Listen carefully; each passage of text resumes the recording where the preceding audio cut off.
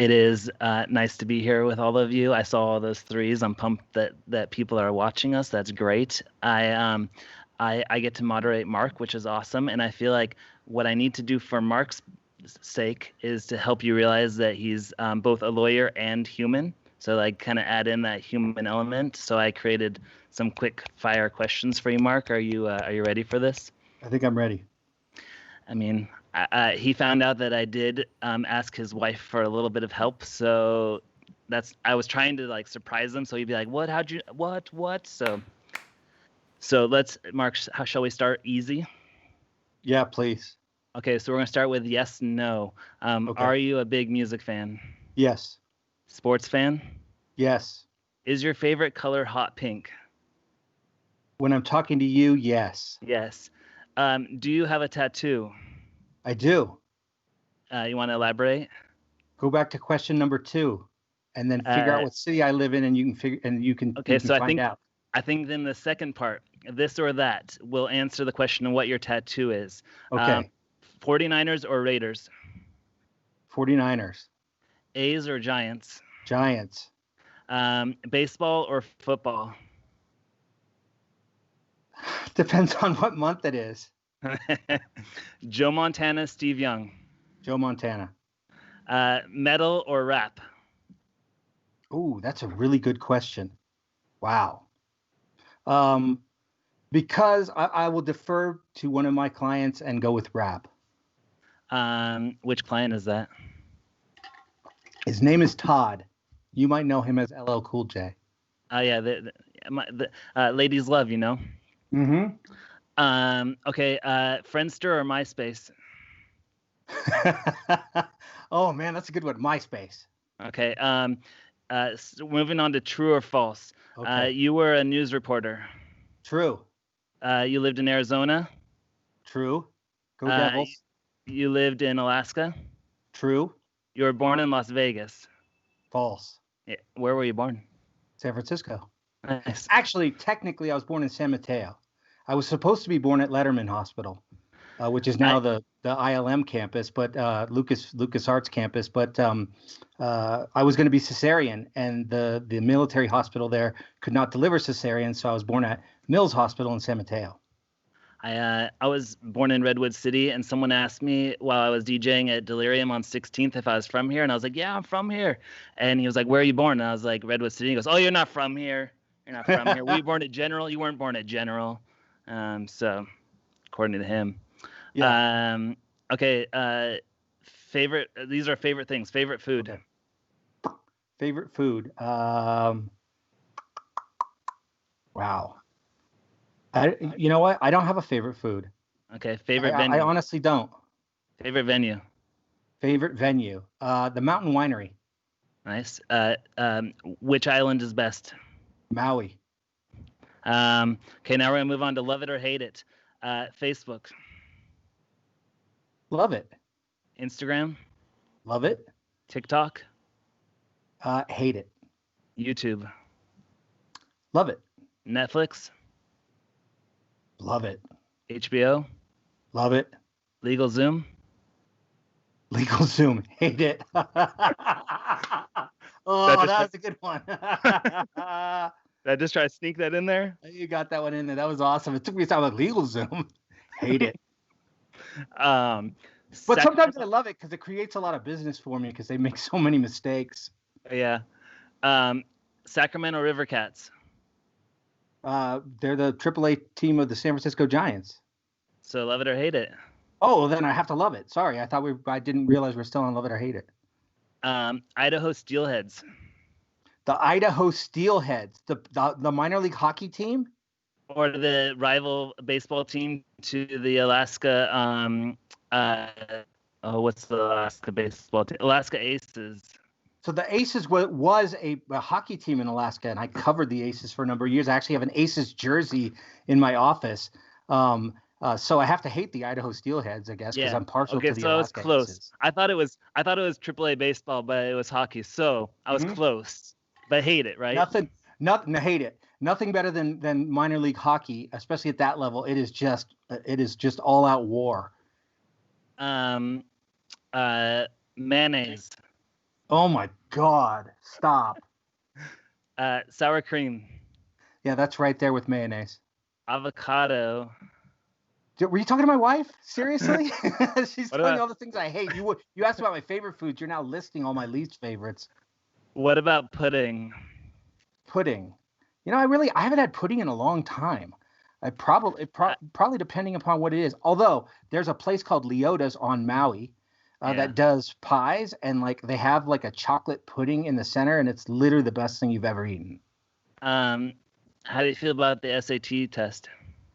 I don't know. I never took it. Uh, and that, my friends, is Mark Pearson. Right on. That That's was awesome. pretty. That wasn't too mean, right? It was pretty chill. No, that was excellent. If anybody is in the Quanda, also known as Q&A, if you have any questions along the way, that's going to be my responsibility. So I asked my questions. Oh yeah, did we figure out what your tattoo was? I figure it's either 49ers or Giants. That would be very, very astute of you to figure it was one of those two. My third guess was going to be the Alaska Aces, but I just thought that was too deep cut. Oh, that's awesome. No, it is either the Giants or the 49ers, but I won't say which because Okay. I don't want anybody to think I like one over the other. Do you have it like a Cabbage Patch tattoo, or is it Right here. okay, cool. Well, the floor is yours. What do you want to tell us about? Right on. Let's go to the presentation. We're gonna do a presentation today, and we're gonna talk all about copyright and how it relates to music royalties and music rights and how that works, specific to streaming. But we're also going to touch a little bit on physical and also on digital rights. And so with that, let me see if I can set my view so I see exactly what we're all seeing. And I think I've done that. Okay, cool. So you can see that the screen is up here. That's us, right? I mean, I've got the Music Expo logo. There's a nice picture of me. Yeah, Music Expo, you guys do a really nice job doing the graphics for this. And then we're moderated by Stefan Aronsen. So there you Yeah, are. the graphic designer in me wants to know why you didn't ask for a back logo with no background. Yeah, I should have. Yeah, I mean that's just the graphic designer. Otherwise, I still think it's going to be a good presentation. Yeah, I sent it to you, and I was thinking I might get notes back, but luckily I didn't. I didn't have time to change anything. Okay, so that's me. For those of you who don't know, and it wasn't necessarily covered in what Stefan and I just went through with our questions, I am a lawyer. My practice is through ARC Law Group, and I represent mostly clients in the entertainment industry or entertainment and tech crossover. We talked about Todd, LL Cool J, and I do work for his Rock the Bells initiative, which is really cool. Check out their website, rockthebells.com. I love working with Todd and the team over there. And I also work with a number of other, musicians and artists and actors and production companies and film studios and everything else in between. And so I'm really excited to be here today to impart some knowledge, hopefully, on the subject of music copyrights and how it relates to royalty streams and making a little bit of money off of the distribution of your music, since we are here on the release day for Music Expo. So if nothing else, when you come out of this lecture, you should recognize, two concepts. One, that there are two separate and distinct music copyrights in every piece of recorded music. There's a copyright in the composition. That's the lyrics and melody, the music of the song, and then a copyright in the sound recording that embodies that composition. So you can have lots of different artists cover or do a version of a composition, but there will only be one composition. Okay, so two music copyrights, and then there are 6 ways to monetize each of the 2 copyrights. So there's a mechanical rights and the royalties that flow from that for both the composition and the sound recording. There's a performance right and a way to monetize that for both the composition and the sound recording. And then there's a synchronization right and a way to compensate for that for both the composition and the sound recording. So 2 music copyrights and 6 different royalty streams and sets of rights that flow from that. Okay, so for the bulk of this workshop, we want to have an example that we can go back to that kind of helps us, grounds us in looking at the examples and how this whole process works. So in honor of the recently departed Eddie Van Halen, I switched up my slides from what I used to have, and we are now going to be discussing as our example for the remainder of the workshop the song "You Really Got Me."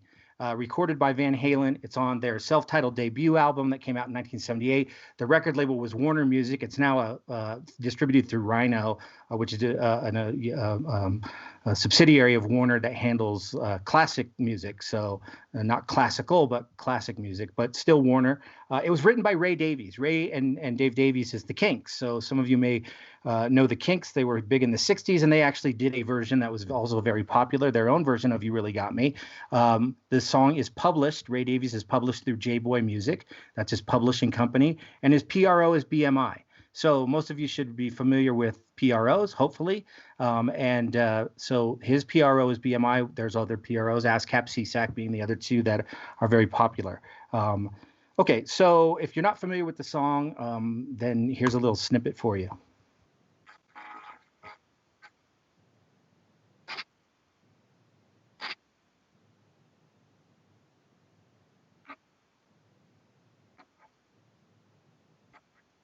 The sound's not coming through clearly.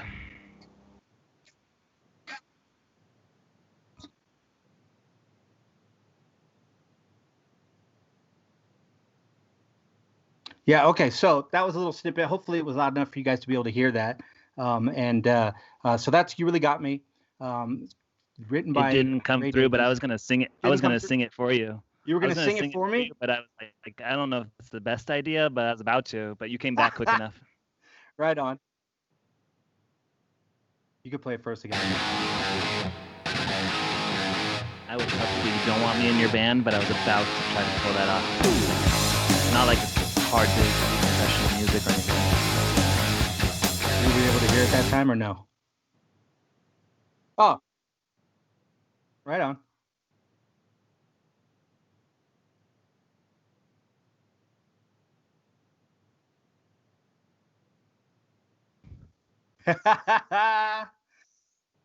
Couple of facts about that song, just as we go on. I think most people are somewhat familiar with that song, either the Kinks version or the version from Van Halen. So this was the Van Halen's very first single that came out in January of '78, and it reached as high as number 36 on the Billboard charts. Stefan asked me if I liked music. I do. I also like a lot of music trivia. That was kind of my first love of music, was trying to put it all together and trivia and memorize all the stuff. And I was very interested in that. And so I included a couple of facts in case there's anybody out there that's a nerd about music trivia like I am. Also, I think it's worth mentioning Eddie's passing. He was a huge hero of mine, and a lot of people and most guitar players pay a lot of respect to Eddie Van Halen. And so I got one more clip. Hopefully you can hear it. If you can't, just enjoy this. This is from Hot for Teacher. If anybody ever wants or meets me and wants to hear a really funny story, ask me about meeting the Miss Phys Ed from the Hot for Teacher video.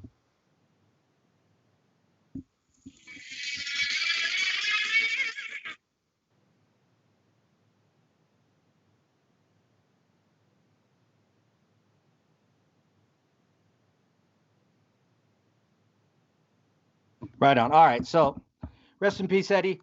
Okay. Let's continue on. Okay. So we talked earlier about two music copyrights. Okay. So two music copyrights. We've got the underlying composition, the words and the melody here, written by Ray Davies, with his publishing company holding the administration rights, J-Boy Music, and his PRO, BMI. And then we've got the sound recording copyright. The sound recording is a recorded version of the composition. In this case, it's Van Halen's version. And Van Halen doesn't actually own the version. Warner Brothers does, because Van Halen has a recording contract with Warner Brothers. So Warner Brothers actually owns the sound recording rights. Ray Davies, through J-Boy Music, owns the composition rights. What's interesting here, and I'll mention it again later because it's one of those things that I think is important to mention, but also not to scare anybody. This is totally fine that this is the way that the industry is set up, and shouldn't freak any bands or anybody out. If you sign a recording label, you are not going to own your sound recordings. The label is. So in this equation, Van Halen actually doesn't have any ownership of anything, but they have a contractual right to receive money from Warner Brothers for the distribution of the song. So it's not like they are shut out of the equation. It's just that their piece is by contract because Warner owns the sound recording. For many of you that are listening, you're probably independent musicians, maybe. If you are independent, you will own your sound recording, and you will likely either be distributing it yourself through an aggregator like TuneCore or CD Baby or something like that, DistroKid, or you will be with a distributor where you're just licensing your rights. So you will still own your composition, or excuse me, you will still own your sound recording. The sound recording part of the equation where you don't own it is if you're actually under contract with a record label that's paying for the recording and all of that. So in this case, Warner Brothers owns the recording under contract with Van Halen and pays royalty to Van Halen, but Ray Davies still owns the composition copyright. And where do we get these two concepts from? Well, we get them from the law, of course. 17 U.S.C. 101 at sequential. That is the Copyright Act of the United States. And you'll see right here in Section 102 of the Copyright Act where it describes what things can be copyrighted. Number 2, musical works. That's your composition copyright. And number 7, sound recordings, which is obviously your sound recording. So in case you're wondering, like, where does this come from? It comes from the law. There's actually a law that, and here it is, that says what you can cover under copyright. And you see there's also lots of other things that are covered under copyright, but for purposes of our discussion, we're talking about the 2 music copyrights. Okay, so you know what you can copyright, but what are the rights that you get once you have a copyright? And I leave out of this discussion for today the nuances of copyright. So how you go about registering, how long your registration is for. I assume that everybody has some background in that. If you want to talk specifics on the process or copyrights in general, feel free to reach out to me and we can do that at some point in the future. For the sake of this workshop, I'm making the assumption that you already have some basics on what a copyright is, how it's created, how you own it. Okay, but there are certain rights that you have as a copyright owner. So if you own the composition, if you're Ray Davies through J-Boy, or if you are Warner Brothers under contract from Van Halen, you are going to have certain rights in the composition, Ray Davies, and sound recording, Warner. What rights are those? Well, among the rights that you have is you have the mechanical rights. That is the right to make copies. And the performance rights, that's the right to perform the song publicly. So mechanical rights, the right to make copy of either the composition or the sound recording, okay? And the performance rights of either the composition or the sound recording. And the rest of this discussion is really going to center around these 2 rights and how they work and how they are licensed and how they derive money and how they work within the context of streaming and how that's changed dramatically and is changing right now as we speak. Okay, and where do these rights come from? Well, there are 6 rights that anyone who owns a copyright has in that work. And so your mechanical rights are exemplified in Section 1 and Section 3 of the Copyright Act, Section 106, where it says to reproduce copyrighted works and to distribute the copyrighted works. So in this case, when we talk about mechanical rights, that's the right to make copies and distribute those copies. Okay, that's your mechanical rights. When you hear that, mechanical royalties, this is what it's referring to. These 2 rights coupled together, the right to reproduce and the right to distribute. On the performance side, we have in Section 4 the right to perform. If you notice the list of things that it discusses when it talks about performance, okay, literary, musical meaning composition, dramatic, choreographed works, pantomimes, motion pictures. What's missing? Sound recordings. Sound recordings do not fall under Section 4 performance rights. Sound recordings fall under Section 6. Why is Section 6 different than Section 4?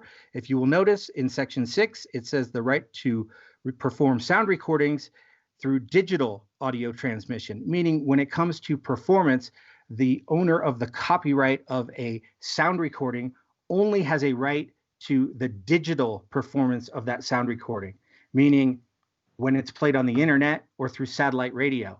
If a sound recording is played on terrestrial radio, your regular in your car radio, or on television, okay, a live performance on television, not a synced performance, we'll talk about sync in a minute, but a live performance on television, no royalty is paid to the owner of the sound recording. Okay, that's a really unique concept to the United States and can get really tricky. We'll talk about that again as we go through here. So mechanical right is the right to reproduce and distribute copies, and the performance right is the right to perform the composition no matter where it's performed, and the sound recording when it's performed digitally. Okay, so who owns it? Everybody wants to know who owns the work. So this is really to illustrate my point and my credo as an attorney, to remind you that you should always have a written agreement. So the whole point of this chart is to remind you of the obligation that you want to have a written agreement. Okay, so if you are a band that's signed to a record label, you have a written agreement. The record label owns the sound recording.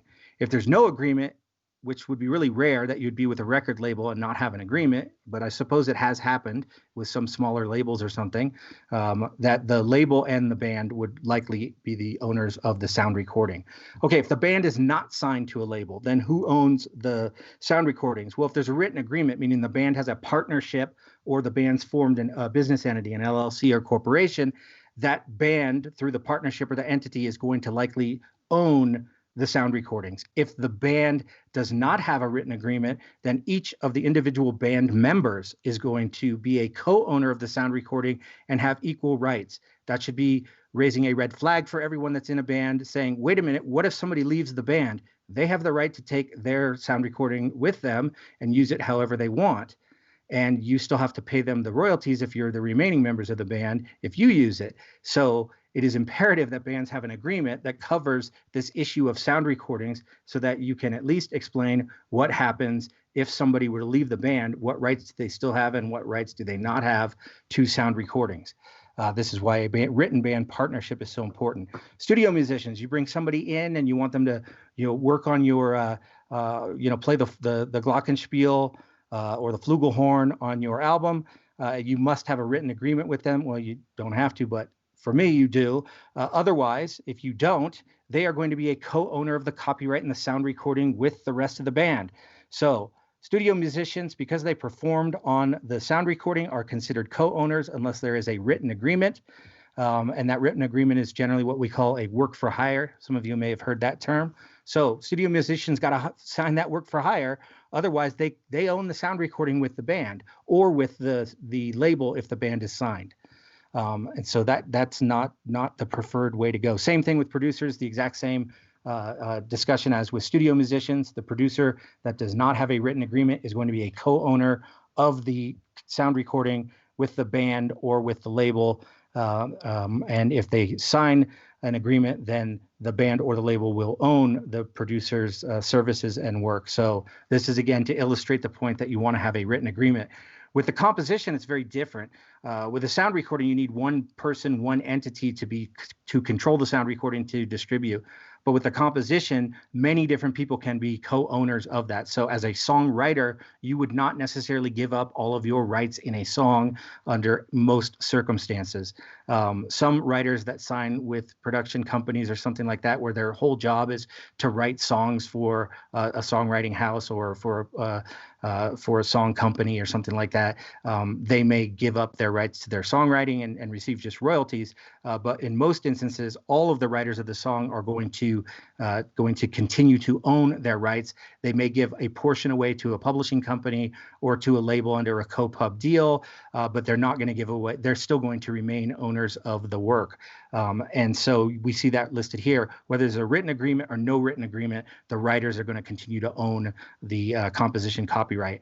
A producer will only own composition copyright if they are also actually a writer. If they wrote lyrics and melody, then the producer would actually be a songwriter.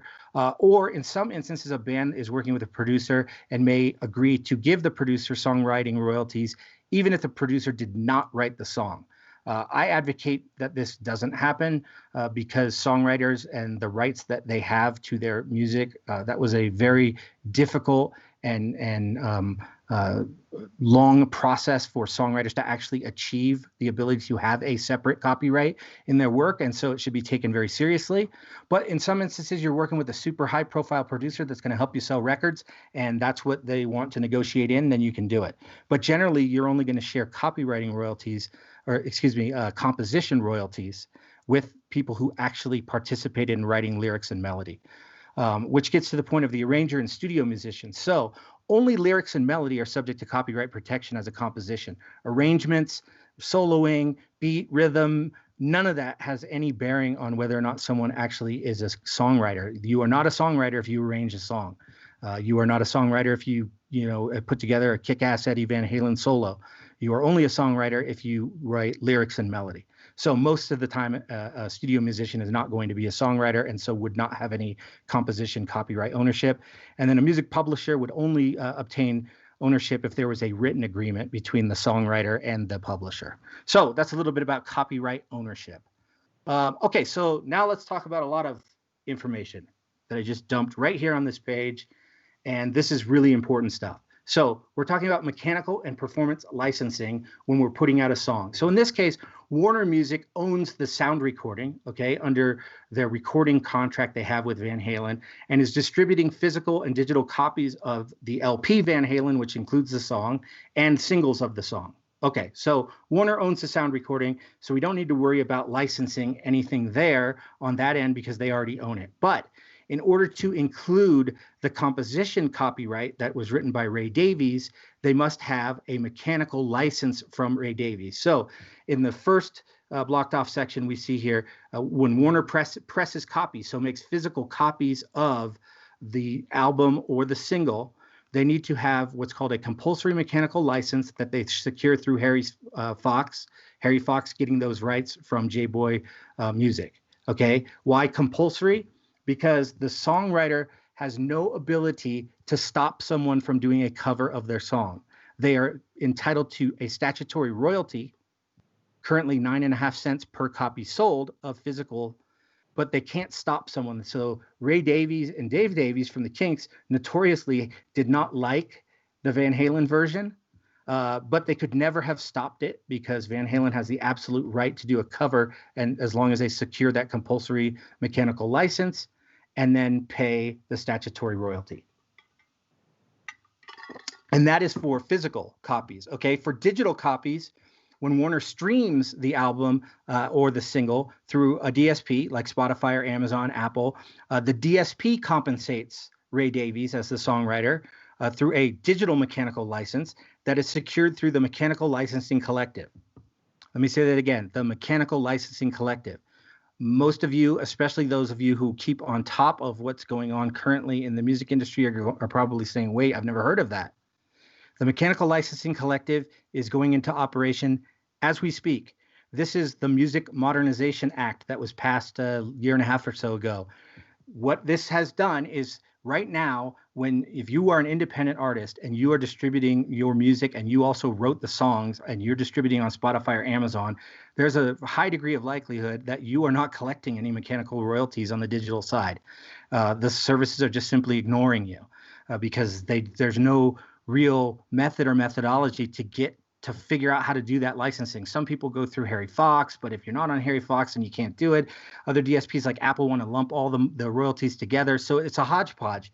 But starting right now, there's a new licensing board called the MLC, or the Mechanical Licensing Collective, that is currently at the end of this month going to start signing up songwriters. So you will list your song just like you do with your PRO with the MLC, and then they will go and collect your digital mechanical royalty directly from Apple, Spotify, Amazon, Pandora, everywhere else that plays, not Pandora, excuse me, Amazon, Apple, Tidal, anywhere that's an interactive streaming service, and they will pay you your royalty directly as a songwriter. So this is brand new. It's going into effect now. It will, or they're going to start taking people on. Their online portal is going to open up at the end of the month.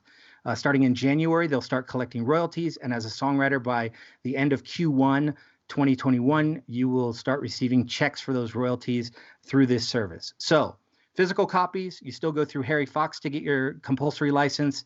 And when it comes to digital, you're going to, as a songwriter, receive your money every time one of the songs that you wrote is played on the digital service provider. So keep that in mind. Mechanical Licensing Collective. If you have not heard of that, I'm sure you've heard of the Music Modernization Act of the MMA, and this is the licensing board that was created to handle that administration.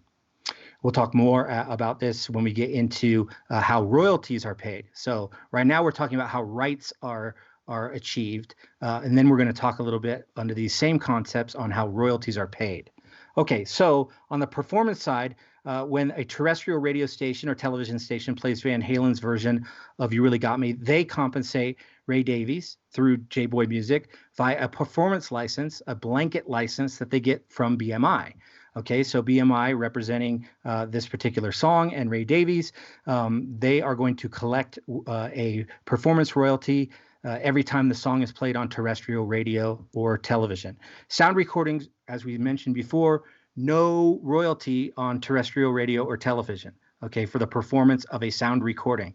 However, when an internet radio station, okay, or DSP, so we're talking Pandora, your non-interactive streaming services, iHeartRadio, Spotify, anytime one of those entities plays of Van Halen's version, they're going to pay a royalty for the performance to Ray Davies through BMI, and they're also going to pay a performance royalty to Warner for the digital use of the sound recording. So here it's a digital distribution. There is a performance license that's payable to the owner of the sound recording. Some of you may also that have understand this and how it's paid. That royalty is collected and paid to Warner through Sound Exchange. May also be saying, yes, but doesn't the artist also get some money from Sound Exchange? Yes, but since we're talking about copyright and ownership and rights, we're not talking about royalties on this particular slide. We're only talking about the fact that Warner grants a digital performance license through Sound Exchange so that the DSPs and the non-interactive streaming services and the radio streaming services and XM satellite radio can pay them a royalty or have the right to play the song, When it comes to payment of royalties, we'll see in a minute, that royalty is actually split between the copyright owner that issues this license, that being Warner, and the actual performers on the song. And that is a unique thing, again, to United States copyright law through Sound Exchange. But we'll talk about royalties in a second. Right now, we're just talking about rights. So again, looking at this, when it comes to physical copies on the mechanical side, it's handled through that that compulsory mechanical license is handled through Harry Fox. When it's digital, it's handled through the Mechanical Licensing Collective, starting soon. When we're talking about performance royalties, terrestrial radio and TV, BMI is handling it for this particular song. And when we're talking about performance royalties on the internet or through a digital means, BMI is going to collect and pay on the performance for the sound or for the composition, and Sound Exchange is going to collect and issue the ability and the rights to do it for the sound recording. Okay, so that's how rights are handled. Again, we're not worried so much if you noticed about what about the rights for the physical and digital distribution of the sound recording itself, the mechanical rights. Here, there's no licensing of that because Warner owns that. Okay, so Warner owns that, and they're going to collect royalties. We'll talk about that on the next slide. But Warner needs to secure, or whoever they're using to distribute needs to secure these licenses and have these rights secured in order for it to actually distribute the music, whether it's physical or digitally. Okay, so that is what we are talking about here. I know it's very confusing and we're going through this very fast, but this is one of those things that if you don't get it the first time, just continue to listen to people talk about this or schedule a time to meet with someone who is well versed in this. I'm happy. I love it. I get nerdy about it. I'm happy to talk to anybody about these concepts. And so I know we're going through a lot very quickly. If you have additional questions, feel free to reach out to people who understand this stuff really well. Okay, we'll talk a little bit about sync. So we talked about how there's a mechanical right and a performance right, and then synchronization rights flow from those, handled quite differently. So synchronization is just the right to put the music, the sound recording and composition into an audiovisual work, so into a movie. So in this particular case, You Really Got Me, the Van Halen version, was in the movie Night Shift. If you haven't seen Night Shift, super cool. I think it was Ron Howard's directing debut, and also the film debut for Michael Keaton. who went on obviously to be Batman and all that. And the Fonz is in there. And as you can see from that picture, yes, it is about them running a brothel. They run a brothel out of a very unique location. It's still a funny movie. It holds up. And of course, it has a lot of trivia behind it because of it being Ron Howard's first directed film, and also Michael Keaton's first film. Okay, so in this particular case, just so you kind of understand what sync licensing is, here there's generally not a royalty paid for the sync license. It's a flat fee, and the flat fee is paid to both the owner of the composition and to the owner of the sound recording, called sides in these particular deals. Usually both sides are paid the same, but sometimes it can be different.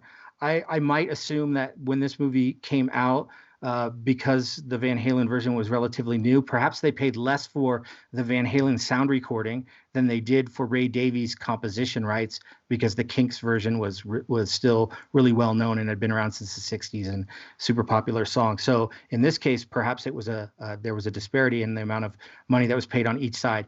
But the concept that you should take in and remember here is that you have to have two licenses in order to put a piece of recorded music into an audiovisual work, like a movie, a TV show, video game, or commercial.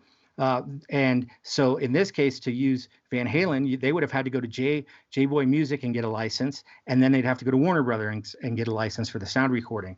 This is why right now, with so many options for synchronized music in television programs, because we have so many options for programming right now through all the different streaming services like Hulu and Netflix, and they're all producing independent contract, plus all the different cable networks, a lot of synchronization opportunities.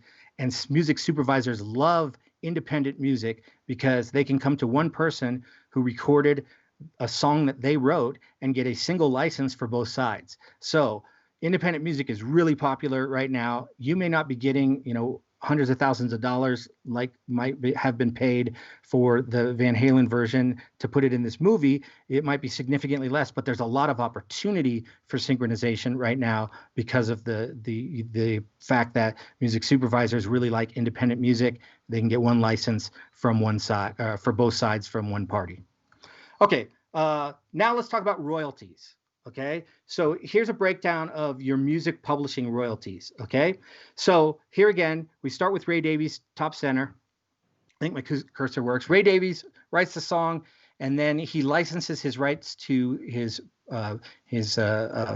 publisher, J-Boy Music. There's a 50-50 revenue split between Ray and J-Boy. After that, Ray just sits back and collects money. He doesn't have to do any more work. J-Boy, on the other hand, signs an agreement with Harry Fox, make sure the song's listed with Harry Fox. Harry Fox then issues compulsory mechanical licenses. Keep this in mind. We're going to talk about this when we talk about the sound recording side, this dichotomy right here.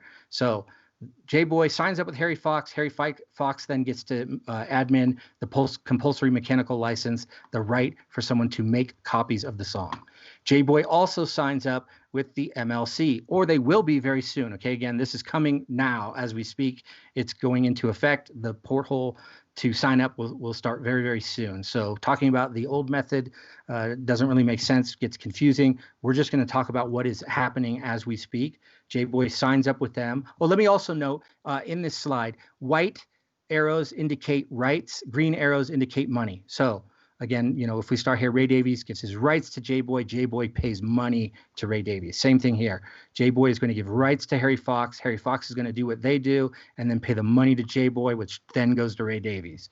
Okay, so here, again, we're talking about the digital mechanical rights. This is for physical mechanical. Here it's digital mechanical. J-Boy gives the rights to the MLC. Okay, the MLC then collects royalties from the streaming services, the interactive streaming services, and then turns around and pays those royalties after taking an admin fee to the publisher. Okay, this is all brand new, coming right now. It's going to make everybody's life so much easier, and it's also going to lead to an increase in mechanical royalties on the digital side. So this is fantastic news right here. Everybody should be very happy about this and the fact that it's coming soon. Okay, J-Boy retained. People might make money on Spotify. Is that what you just said, or is a little bit more? Songwriters are going to make a little bit more, and they're going to make sure that they actually get their money and it doesn't go into some limbo somewhere.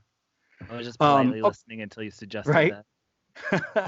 Okay, so J-Boy Music retains the rights to negotiate sync licenses themselves, again, collecting money from music supervisors for their side of that equation. Then J-Boy signs up with BMI, and Ray Davies also signs up with BMI. BMI collects money. They split that royalty in half. They pay half the money to the songwriter, and they pay half the money to the publishing designee. In this case, the publishing designee is J-Boy Music. The J-Boy Music is also the publisher. So let me pause right here. A lot of people have confusion over this concept within their PRO where they set up a publishing designee. So you go to sign up with BMI or ASCAP, and you're asked to create an account under your name as the writer. Oops, sorry. You're as Ray Davies, and then you're also asked to set up an account as a publisher. Okay. When you do that, you are not creating a publishing company. Let me reiterate that. When you set up your publishing designee as an independent songwriter with your PRO, you are not creating a publishing company.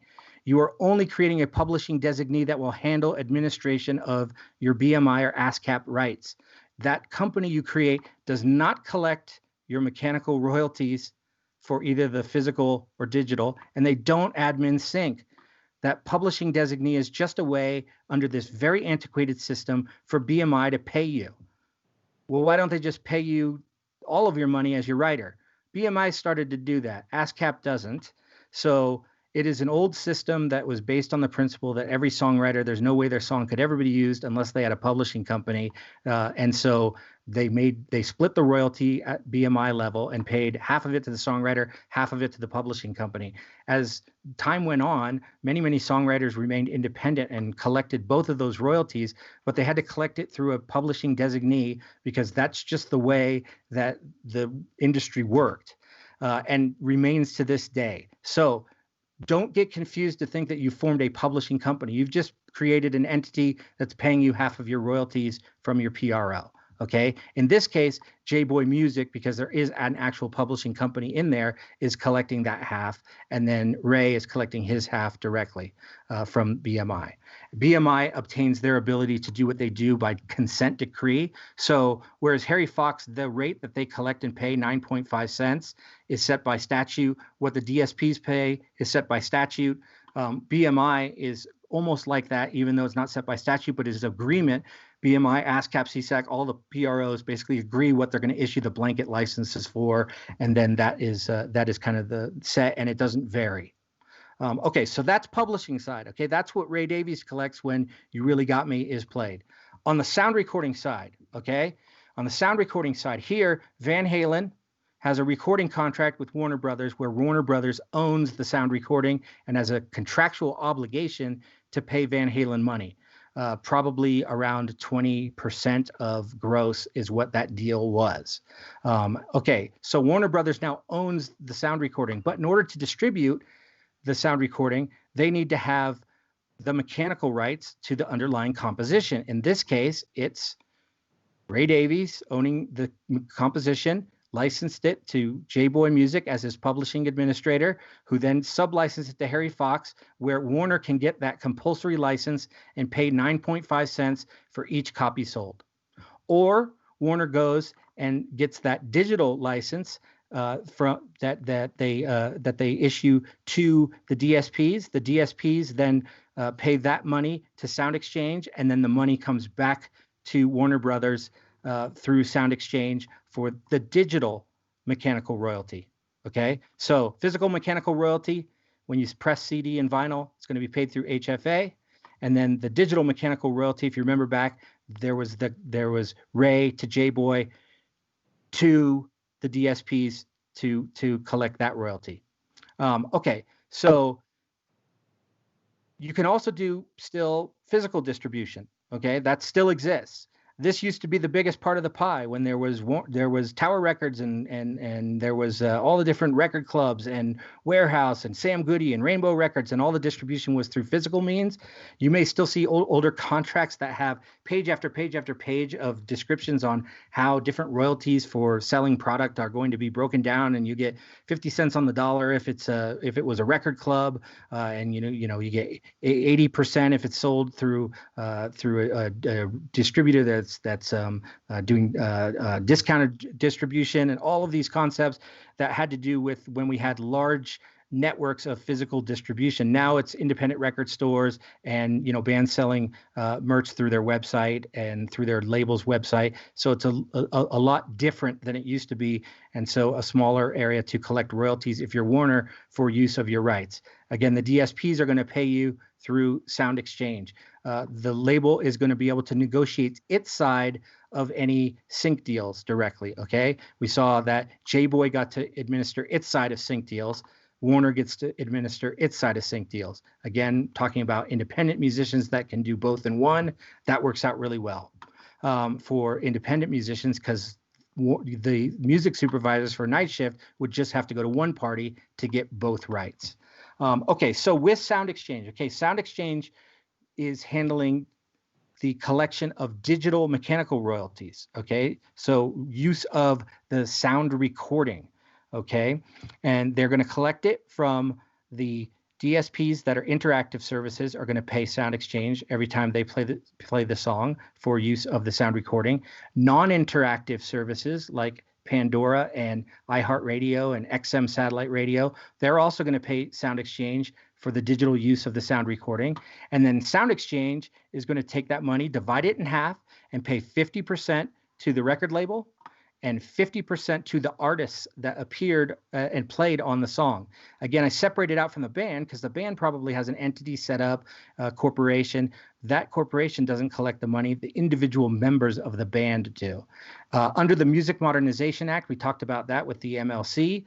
The band now has the right to pay their producer a royalty through a letter of direction, pay some of the money from Sound Exchange to the producer. This is also new. So right now, Sound Exchange is going to pay Eddie, Alex, Eddie's estate, Alex and David and Michael Anthony. They're all going to get 25% of that half of the Sound Exchange royalties.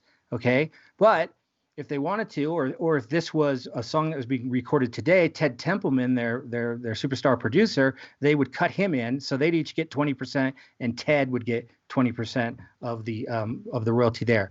As an artist on the song, all you have to do is go to Sound Exchange, say, I was an artist, pay me my percentage. As a producer, you have to get the artist to agree through a letter of direction to give you what you negotiate for. So again, as a producer, really important when you're negotiating your agreement with the artist you're working with to make sure that you include a statement that says that you're entitled to a percentage of the Sound Exchange royalty, usually the same as your producer royalty percentage, and that you have them sign that letter of direction.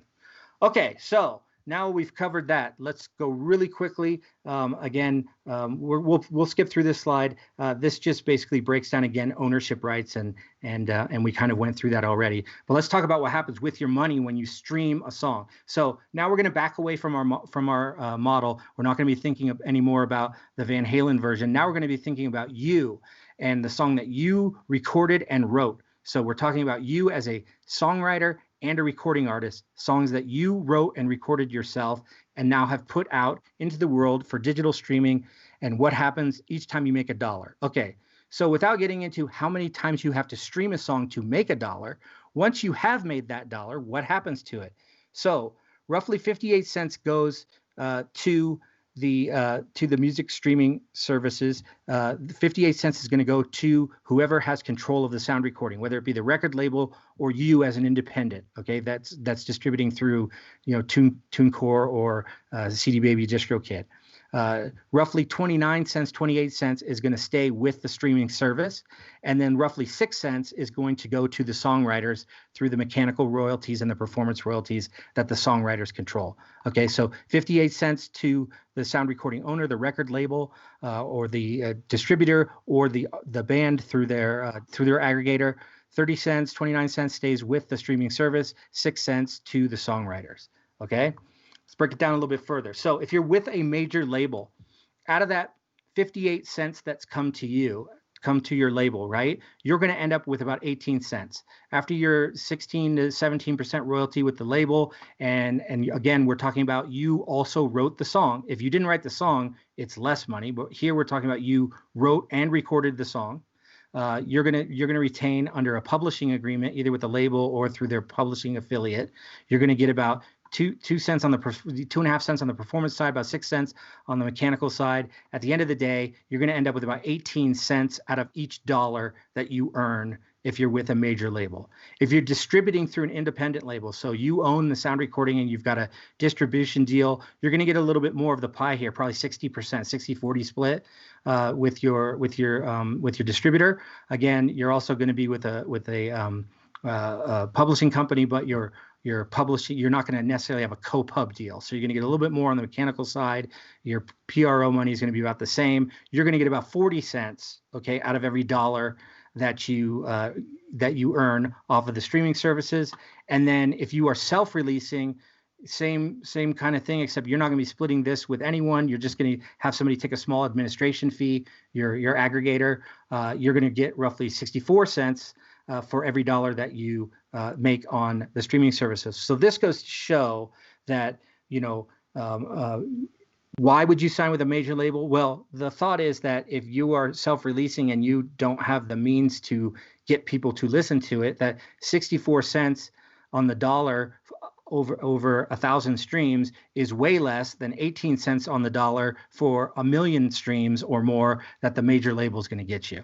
And that's kind of the what you have to do as an artist and with your manager is sit down and figure out what is the right opportunity for you when thinking about entering into a distribution or a label deal as opposed to self-release. Is how many people can you actually get to listen to your music? And I know that there's been other workshops today, so that hopefully this kind of ties in. How many people can you independently get to listen to your music, and how many people would you be able to get to listen to your music through an indie deal or a major label deal? And at the end of the day, which one is going to be able to generate more income for you?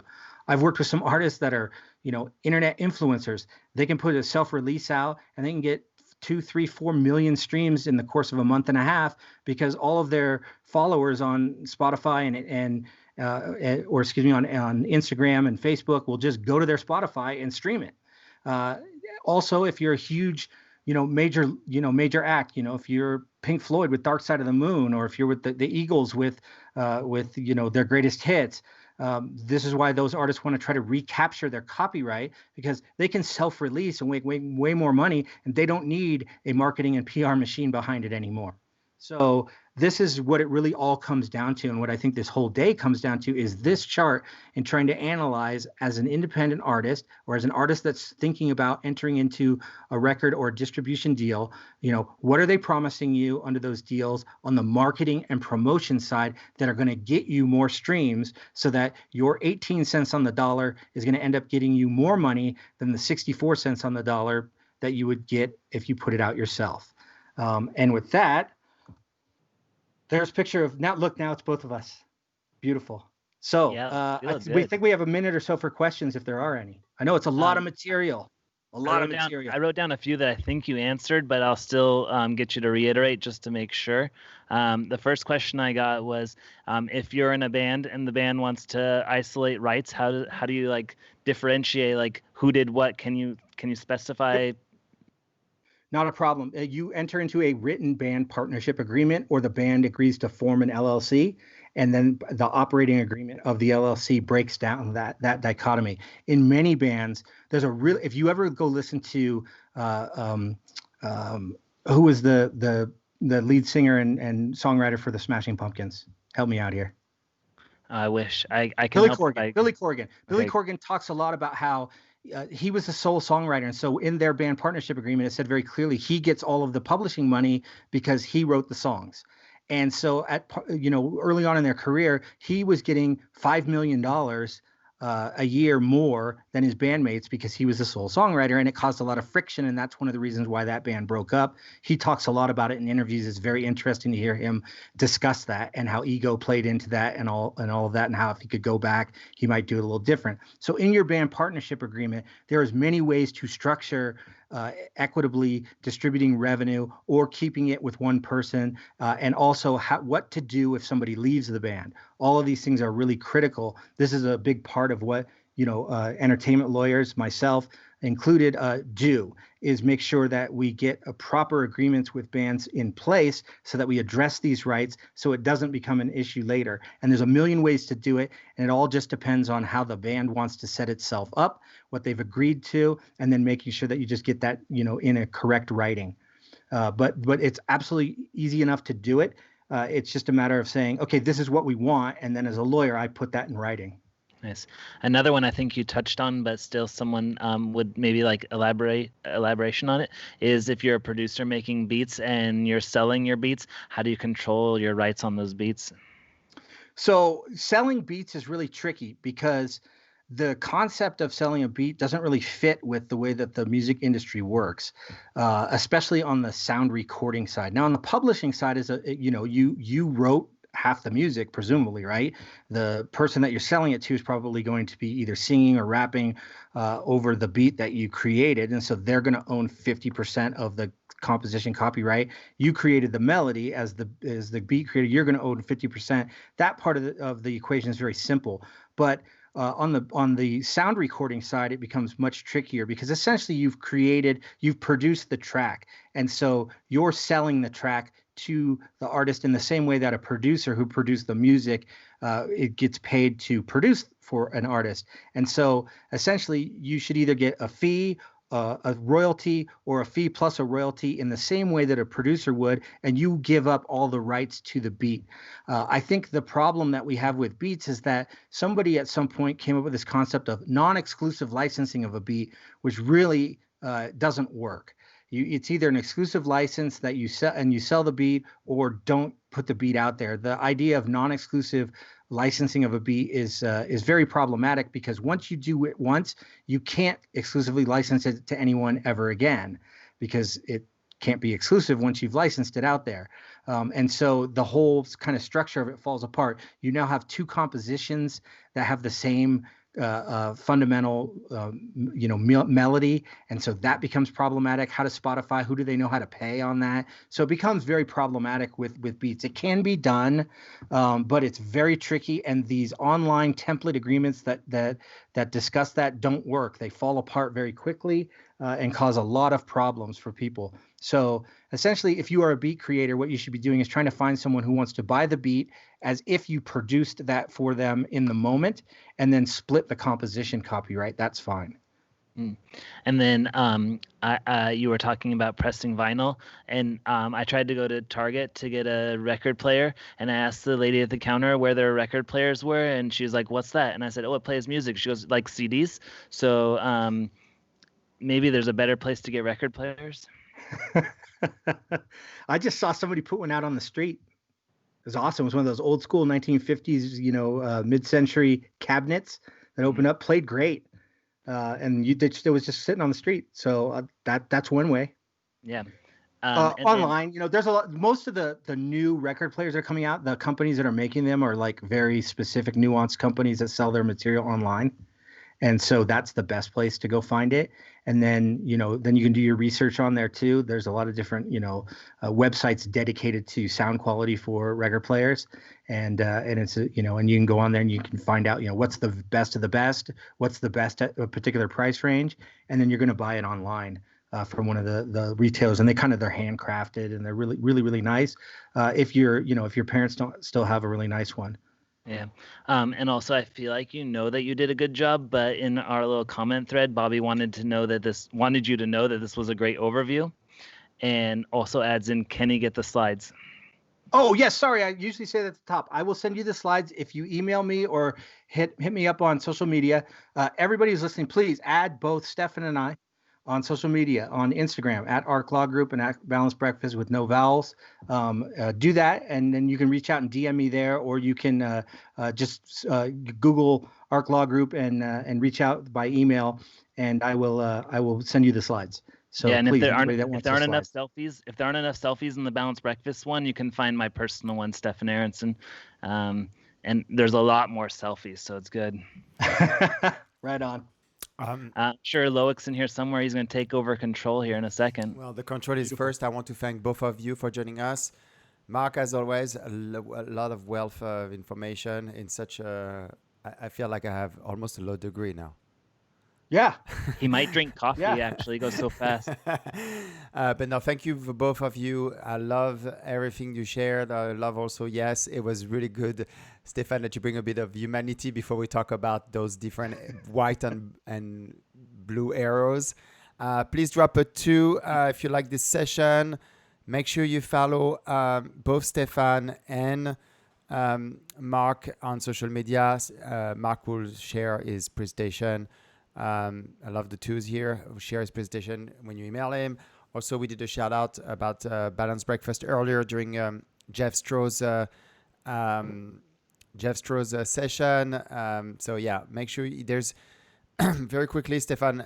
We're over time, and I want to give you at least 30 seconds because Balanced Breakfast is not just in the Bay Area; it's in other cities around the U.S. or the world. Yeah. So just tell us where it is or how to find it. So we're in approximately 30 cities. Admittedly, some cities are stronger than others. It's all organic, so we're trying to grow. The goal is that we have coffee together, we make friends, we care about each other's growth. That's really, really hard when you can't actually meet for coffee. So we've been virtual. We've been trying to adapt, kind of like a music expo, Yeah. joining in online. And so if you want to join us, we have a national meeting every other Thursday, and the links are on our Facebook page if you search Balanced Breakfast. Great. So guys, go check it out. Bobby wants to set one up in DC. If there's none, yeah. If there is, Sounds good. Join it. So Bobby, get in touch with Stefan directly.